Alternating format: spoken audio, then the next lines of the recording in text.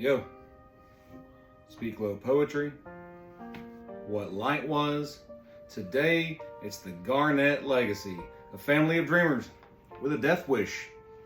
Today, we're dragging two beauties from the literary morgue, Frankenstein and the Great Gatsby. One was stitched together in Geneva and London by candlelight. The other was built out of bootleg liquor and broken jazz in West Egg, Long Island. And both of them were doomed from the start. Different centuries, different continents, same DNA. And the family that carried the torch of each, a quiet little dynasty called the Garnetts. Not flashy, not scandalous, just people who translated, edited, and eulogized half of the modern canon. This isn't just about books, it's about dreamers, builders, people who tried to play God with words, with love, with identity, and got their hearts handed back on a silver tray. Let's crack this open. 1818. Mary Shelley drops Frankenstein on the world like a thunderclap. A book about a man who makes a monster and runs screaming the moment it opens its eyes. Now sure, it's got graveyards, ice flows, and murder, but under all that, it's about being human. It's about wanting something so badly, knowledge, glory, love, that you destroy yourself trying to get it. Victor Frankenstein builds a creature out of corpse. J. Gatsby builds one out of ambition and pinstripe suits.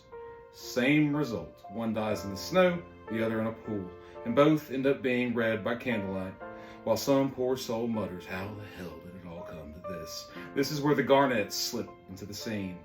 Godwin, with his London literary chums, is pals with the eldest, Garnett, and his graphite. And his son, Richard Garnett, was a literary man of libraries and ink-stained fingers, a romantic streak longer than a Russian winter. He wrote of one of the first real biographies of Percy Bysshe Shelley, Mary's husband, the guy who drowned in Italy with a copy of Keats in his coat, and revolution in his lungs. Richard Garnett didn't just write about Shelley, he sculpted him, turned Shelley from an erratic, volatile troublemaker into a tragic, misunderstood angel of fire, and in the process gave Mary Shelley's work a longer shelf life than she could have ever dreamed or guessed. You don't get Gatsby staring at the green light if Victor Frankenstein doesn't first stare into the eyes of something he made and hated it for how much it reminded of himself. But wait, this ain't a solo act.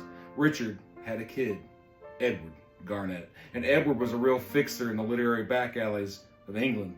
He edited, advised, and did quiet CPR on the reputations of writers like Joseph Conrad and D.H. Lawrence.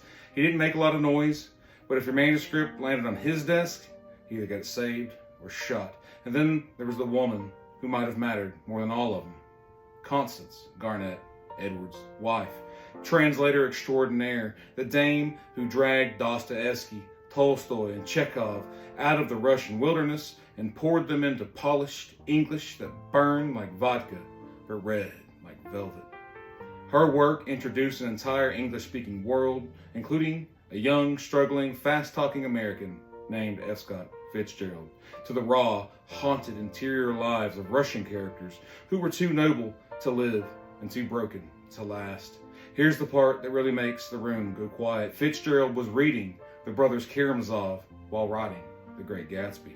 Yeah, the masterpiece of existential agony and theological family drama, courtesy of Constance Garnett's translation, was sitting on his nightstand while he typed Gatsby's rise and fall.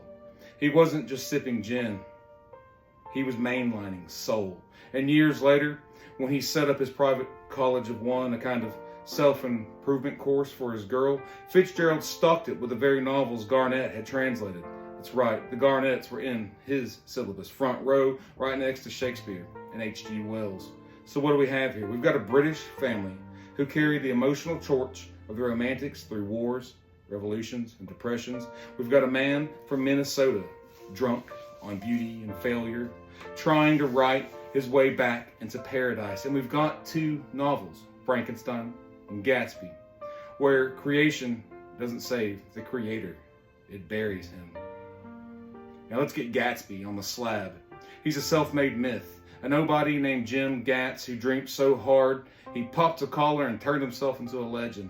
But he was always playing catch-up with a dream that never existed. Nick says Gatsby believed in the green light, the orgiastic future that year by year recedes before us. Translation, he was chasing a ghost, a beautiful, cruel ghost named Daisy who never looked back, just like Frankenstein's monster who roamed the earth looking for love, then burned the whole thing down when he realized he'd never get it. The tragedy isn't that they failed, it's that they believed. And here's where it comes full circle. Some of the Garnett guys and dolls migrated to America and in its colleges. In the 2020s, the Garnetts, the last of the literary bloodline, writes, "Taking things hard." And let me tell you, this book's no puff piece, it's a confession, a eulogy, a velvet-gloved slap. The Garnetts weren't just scholars, they were emotional powder kegs, sensitive, passionate, and always teetering on the edge between brilliance and breakdown. Taking things hard was the family motto, and if you look closely, it's Gatsby's motto too. It's Victor's. It might have even been Fitzgerald's, scrawled in the margins in gin and regret. Because Fitzgerald wasn't just writing about Gatsby, he was Gatsby. All charm, all performance, all doomed longing. He loved Zelda like Frankenstein loves science destructively. He believed in literature the way Dostoevsky's characters believed in God, desperately. And in the end, he was trying to ride his way out of ruin with the ghosts of Shelley and Garnett whispering over his shoulder. So what does it all mean? It means literature isn't a straight line. It's a crooked alley with flickering street lamps and echoes you can't place. It means Gatsby's green light and Frankenstein's lightning bolt are the same story told two ways. Man wants too much, world takes it back, cue the tragedy. But because of the Garnetts, because they translated, edited, remembered, these tragedies got passed on like family secrets. And because Fitzgerald read Garnett, drank Dostoevsky, and dreamed like a romantic, the echo kept going. And in what light was, it does still.